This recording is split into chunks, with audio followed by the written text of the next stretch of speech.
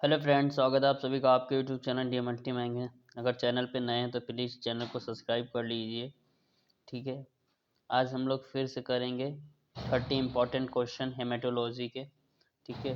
हमारा टॉपिक चल रहा था हेमेटोलॉजी। इसके 30 क्वेश्चन, अभी तक हमने 60 क्वेश्चन कर लिए हैं। आज उसकी नेक्स्ट थर्ड क्लास है ये। ठीक है। आज हम लोग 30 इम्पॉर्टेंट क्वेश्चन करेंगे। ठीक है। फर्स्ट क्वेश्चन है हमारा, रक्त में आरबीसी की संख्या में असामान्य वृद्धि क्या कहलाती है। जो रक्त होता है, हमारा ब्लड होता है, उसमें अगर आरसीबी की संख्या असामान्य रूप से वृद्धि हो जाए तो वो क्या कहलाता है। तो पॉलीसाइथेमिया कहलाता है। क्या? पॉलीसाइथेमिया। ठीक है। पॉली मतलब होता है बढ़ना। ठीक है। पॉलीसाइथेमिया। ठीक है। तो आंसर क्या हो जाएगा इसका? पॉलीसाइथेमिया। साइथेमिया। ठीक। नेक्स्ट क्वेश्चन है हमारा, वह स्थिति जिसमें डब्ल्यूबीसी की संख्या से कम हो ल्यूकोपेनिया कहलाती है। कब कहलाएगी ल्यूकोपेनिया? जब 4000 प्रति mm³ से कम हो। ठीक है। Option number B. अगर 4000 प्रति mm³ से डब्ल्यूबीसी की संख्या कम है तो वो कहलाती है ल्यूकोपेनिया। ठीक है। रक्त में डैश से अधिक डब्ल्यूबीसी की स्थिति ल्यूकोसाइटिस कहलाती है। अगर डब्ल्यूबीसी की संख्या किससे अधिक हो जाए तो ल्यूकोसाइटिस कहलाती है। तो वो होता है हमारा 11,000 प्रति mm³। अगर उसकी संख्या 11,000 प्रति mm³ से अधिक हो जाए तो वो फिर क्या कहलाएगी? ल्यूकोसाइटोसिस कहलाती है। ठीक है। रक्त कैंसर को किस रक्त कैंसर को किस नाम से जाना जाता है? हमारे अंदर जो ब्लड कैंसर हो जाता है उसको किस नाम से जाना जाता है? तो पहला आंसर है ल्यूकेमिया, ल्यूकोपेनिया, ल्यूकोप्लेकिया, ल्यूकोसाइटिस। तो answer number A, leukaemia. Leukaemia जो होता है उसको ब्लड कैंसर के रूप में जाना था। नेक्स्ट क्वेश्चन, रक्त कैंसर के लिए जिम्मेदार कारक कौन कौन है? फर्स्ट, रसायन, विकिरण, आनुवांशिकता या उपरोक्त सभी। तो ब्लड कैंसर के लिए ये सभी जो हैं कारक, फैक्टर जो हैं वो जिम्मेदार होते हैं। नेक्स्ट क्वेश्चन, बच्चों को बच्चों को प्रभावित करने वाला सबसे सामान्य रक्त कैंसर है।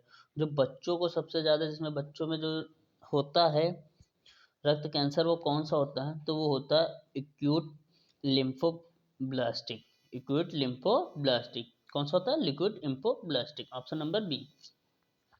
नेक्स्ट क्वेश्चन, 25 से 60 वर्ष के व्यक्तियों में पाया जाने वाला सर्वसामान्य रक्त कैंसर है। AML, ALL, CML, CLL। इसमें से कौन सा पाया जाता है? तो AML। कौन सा पाया जाता है? AML जो होता है वो 25 से 60 वर्ष के तक व्यक्तियों में पाया जाता है। ठीक। बात करते हैं नेक्स्ट क्वेश्चन की, वह स्थिति जिसमें प्लेटलेट्स की संख्या से कम हो थ्रोम्बोसाइटोपेनिया कहलाती है। थ्रोम्बोसाइटोपेनिया कहलाती है। तो ये होती है 1,50,000 प्रति mm³ से। अगर उसकी संख्या 1,50,000 प्रति mm से कम से 1,50,000 प्रति mm³ से कम हो जाए थ्रोम्बोसाइटोपेनिया कहलाता है। नेक्स्ट क्वेश्चन, निम्नलिखित में से किस स्थिति में ग्लूकेशन सिस्टम स्वतः सक्रिय होकर रक्त वाहिकाओं में थक्का का निर्माण करता है? किसमें रक्त थक्के का निर्माण करता है? तो DIC में। किसमें करता है? DIC में। ऑप्शन नंबर बी इसका राइट आंसर है। ठीक है। वोन विल्ब्रेंड डिसीज में किस क्लॉटिंग फैक्टर की कमी रक्त स्राव के लिए जिम्मेदार होती है? ठीक है। तो कौन सा फैक्टर इसके लिए जिम्मेदार होता है? तो फैक्टर 8। कौन सा होता है? फैक्टर 8। ठीक है। Option number B. Plasma osmotic pressure को सामान्य बनाए रखने में सहायक प्रोटीन होती है। जो प्लाज्मा ऑस्मोटिक प्रेशर को जो होता है उसको सामान्य बनाए रखने के लिए कौन सा प्रोटीन सहायक होता है? तो एल्बुमिन। कौन सा होता है? एल्बुमिन। रक्त की पीएच कितनी होती है? जो रक्त का पीएच होता है वो कितना होता है? 7.35 से लेके 7.45 तक। ठीक है। 7.35 से। ये क्वेश्चन इंपॉर्टेंट, देखिए नियर अबाउट ही सारे ऑप्शन दिए हुए हैं तो ये ध्यानपूर्वक आंसर करना है। कितना होता है? 7.35 से लेके 7.45 तक। नेक्स्ट क्वेश्चन, रक्त की प्रकृति होती है, जो हमारा ब्लड होता है वो कैसा होता है? तो हमारा ब्लड जो होता है वो होता है कुछ क्षारीय होता है, मतलब वो बेसिक नेचर का होता है। ठीक है। सबसे अधिक मात्रा में पाए जाने वाला क्लॉटिंग फैक्टर, जो हमारा सबसे अधिक जो क्लॉटिंग फैक्टर जो होता है, जो सबसे अधिक मात्रा में पाया जाता है वो है हमारा फाइब्रिनोजन। कौन है? फाइब्रिनोजन। ठीक है। फाइब्रिनोजन। नेक्स्ट क्वेश्चन, एंटीबॉडी निर्माण के लिए जिम्मेदार रक्त कोशिकाएं हैं। जो एंटीबॉडी हमारे शरीर में निर्माण करती हैं वो उसके लिए कौन इंपॉर्टेंट है, तो लिम्फोसाइट्स। ठीक है, इंपॉर्टेंट क्वेश्चन है ये, इंपॉर्टेंट क्वेश्चन लगा लीजिएगा। ठीक है, एग्जाम में आने के चांसेस ज़्यादा हैं इसके। तो एंटीबॉडी के निर्माण के लिए जो जिम्मेदार होती हैं कोशिकाएं वो होती हैं lymphocyte. Next question, plasma protein का संश्लेषण मुख्यतः होता है, जो प्लाज्मा होता है, प्लाज्मा प्रोटीन होता है, तो उसका जो फॉर्मेशन होता है वो कहाँ होता है, तो उसका फॉर्मेशन होता है हमारे लीवर में। कहाँ होता है, लीवर में। ठीक है, लीवर को ही कहा जाता है केमिकल लेबोरेटरी। ठीक है, मानव शरीर का रसायन लैब। चल नेक्स्ट क्वेश्चन, संक्रामक रोग निदान के लिए कितने प्रकार के रक्त के नमूने एकत्र किए जाते हैं। जो संक्रमण रोग होते हैं, ठीक है, इन्फेक्शन वाले जो होते हैं, उनके निवारण के लिए कितने नमूने एकत्र किए जाते हैं, तो 2। कितने लिए जाते हैं नमूने, 2। ठीक है, रक्त के नमूने के संग्रह के लिए वेनिपंक्चर के लिए कौन सी नस को पसंद किया जाता है। कौन सी नस को पसंद किया जाता है, तो सतही नस को। कौन सी नस को किया जाता है, ऑप्शन नंबर ए, सतही नस। जो ऊपर से ही दिखा करती उन नसों को हम चुनते हैं जब वेनिपंक्चर करना होता है। ठीक है, मतलब ब्लड निकालने के लिए। एक थक्का बनने के बाद शेष रक्त का तरल हिस्सा क्या कहलाता है। जो अगर थक्का बन जाता है उसके बाद जो शेष रक्त का तरल भाग होता है वो क्या कहलाता है, तो वो कहलाता है सीरम। क्या कहलाता है, सीरम। जब उसको सेंट्रीफ्यूज किया जाता है ब्लड को, तो नीचे जो ऊपर जो बच जाता है वो क्या कहलाता है, सीरम कहलाता है। ठीक है, जिसको बायोकेमिस्ट्री टेस्ट के लिए वो इम्पोर्टेंट होता है। आरबीसी की गिनती के लिए रक्त कैसे तैयार होना चाहिए। जो रक्त होता है वो कैसे तैयार होना चाहिए, तो हेप्रिनाइज्ड रक्त होना चाहिए। कैसा होना चाहिए, हेप्रिनाइज्ड रक्त होना चाहिए। ठीक है, आरबीसी की गिनती करने के लिए। कौन सा परीक्षण सीरम नमूने पर नहीं किया जा सकता। कौन सा जो ऐसा परीक्षण है जो सीरम नमूने पर नहीं किया जा सकता है। ठीक है, तो हमारा क्लॉटिंग कारक कौन सा है, क्लॉटिंग कारक। ठीक है, बाकी सारे किए जा सकते हैं। एक सामान्य इथ्रोसाइट्स की आकार कैसे वर्णित कर सकते हैं। जो एक सामान्य इथ्रोसाइट्स होती है, ठीक है, यानी आरबीसी होती है, उसका कैसे कर सकते हैं, तो बाइकॉन्केव डिस्क। ऑप्शन नंबर ए, जो उसका शेप होता है वो कैसा होता है, बाइकॉन्केव डिस्क होता है। ठीक है, द्वि उत्तर, यदि कोई रोगी वेनिपंक्चर के लिए मना कर रहे हैं तो आपको क्या करना चाहिए।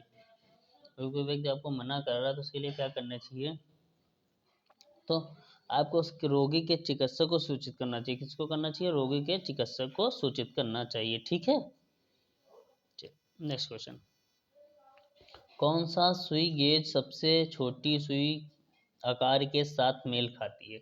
कौन सा गेज सबसे छोटी सुई के साथ आकार मेल खाती है, तो 23 गेज की जो सुई होती है उसका सब छोटा का सबसे छोटा था। वेकुटेनर ट्यूब जो सीरम को इकट्ठा करने और अलग करने के लिए प्रयोग किया जाता है। ठीक है, वेकुटेनर ट्यूब जो सीरम को इकट्ठा करने और अलग करने के लिए प्रयोग किया जाता है, तो क्या होता है, लाल है या ग्रीन है या एसएसटी या लेवेंडर। तो इसका ऑप्शन नंबर सी क्या हो जाएगा, एसएसटी। ठीक है, लेवेंडर शीश सादा लाल ग्रे टॉप और हल्के नीले रंग के शीश ट्यूब एकत्रित किए जाते हैं, तो उसका ऑर्डर क्या होता है। तो उसका ऑर्डर क्या होता है भैया, तो उसका ऑर्डर होता है सादा लाल शीर्ष, फिर हल्का नीला, फिर लेवेंडर, फिर ग्रे। Option number B. ठीक है, ऑप्शन नंबर बी सही होगा। सबसे पहले क्या आएगा, सादा लाल शीर्ष आएगा, फिर हल्का नीला आएगा, फिर लेवेंडर आएगा, फिर ग्रे आएगा। कौन सी वेन या वेंस एक वेनोस रक्त के नमूने प्राप्त करने के लिए उपयोगी नहीं होता है। तो कौन सी नस होती जो नहीं होती है, तो फेमोरल नस। कौन सी, फेमोरल नस। प्रयोगशाला रेफ्रिजरेटर का सामान्य तापमान क्या होता है। जो लैब पे जो होती है फ्रिज, उसका सामान्य ताप कितना होता है, तो उसका सामान्य ताप होता है 3 डिग्री सेल्सियस। कितना होता है, 3 डिग्री सेल्सियस। ठीक है, एक डिफरेंशियल करने का उद्देश्य निम्नलिखित है। ठीक है, एक डिफरेंशियल करने के लिए जो है वो उसका उद्देश्य क्या है, तो उसका उद्देश्य है पूरे रक्त में WBC का अनुपात निर्धारित करना। ऑप्शन नंबर सी क्या है, पूरे रक्त में WBC के अनुपात का निर्धारण करना। आज की क्लास का लास्ट क्वेश्चन, ठीक है, तो प्लीज़ अगर आपको वीडियो अच्छी लग रही है, आपको क्वेश्चन इंपॉर्टेंट हैं, ये सारे इंपॉर्टेंट हैं, एक भी क्वेश्चन कहीं नहीं जाएगा। आपको मैं हर टॉपिक से लेके 200 से लेके 250 तक क्वेश्चन की प्रैक्टिस करवाऊँगा, ठीक है। प्लीज़ तो चैनल को सब्सक्राइब कीजिए, ठीक है। और इसके अलावा ज़्यादा से ज़्यादा लोगों तक शेयर कीजिए। अगर आप कहते हैं कि नहीं क्वेश्चन से ही काम नहीं चलेगा, क्लास भी चाहिए, तो मैं आपके लिए क्लास भी रिकॉर्ड कर दूंगा, बट आप उसके लिए अपना व्यू लेके आइए, ठीक है। फिर मुझे भी अच्छा लगे कुछ और ज़्यादा मेहनत करने के लिए, ठीक है। चलिए बात करते हैं लास्ट क्वेश्चन की। सेल गणना के लिए रक्त के नमूनों को परीक्षण करने से पहले ठीक से मिलाया क्यों जाना चाहिए? जो सेल की गणना होती है ना, उसकी करने के लिए उसको अच्छे से मिलाना क्यों जरूरी होता है? तो उसके लिए इसलिए मिलाना जरूरी होता है कि सभी रक्त घटकों का वितरण भी सुनिश्चित करना, ठीक है। जो उसमें सारे घटक होते हैं उनका वितरण जो होता है वो भी सुनिश्चित करना होता है। तो इसका ऑप्शन नंबर डी सही हो जाएगा, ठीक है। Thank you so much.